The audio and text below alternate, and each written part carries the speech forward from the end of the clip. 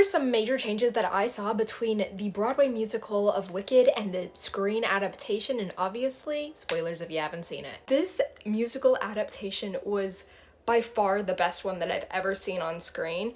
It paid tribute to the Broadway show without taking away from those critical elements. In fact, I don't think it left anything out from the Broadway show that we see, although I do have to think about that a little bit longer to actually make that claim, so I don't want to like say it and then everyone comes at me and is like, that's not true.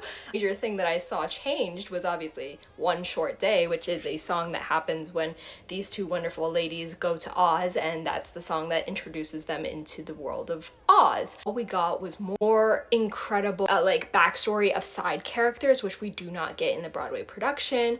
We also get to see that peer pressure, which I feel like was never discussed on Broadway, was the pressure that actually Glinda felt from other people to not be friends with Elphaba, and I feel like that kind of drove her character up until that Oz Dust Ballroom scene. Made it even more impactful when she decided to break away from those like so-called friends and actually follow her own heart and intuition in that moment, which was obviously driven through self-interest when she got the wand, but it was a big moment, and I felt like it wasn't elaborated much on Broadway, but it was here, so I really enjoyed that. And then of course the other story building component that we got was between animals and Mr. Gittleman and like Elphaba eavesdropping in that scene.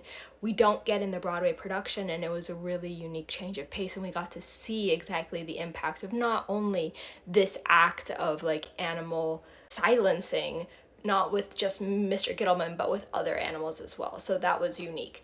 Other than that, I feel like a lot of things didn't change. There was a lot more dialogue and story building, and I was more than thrilled.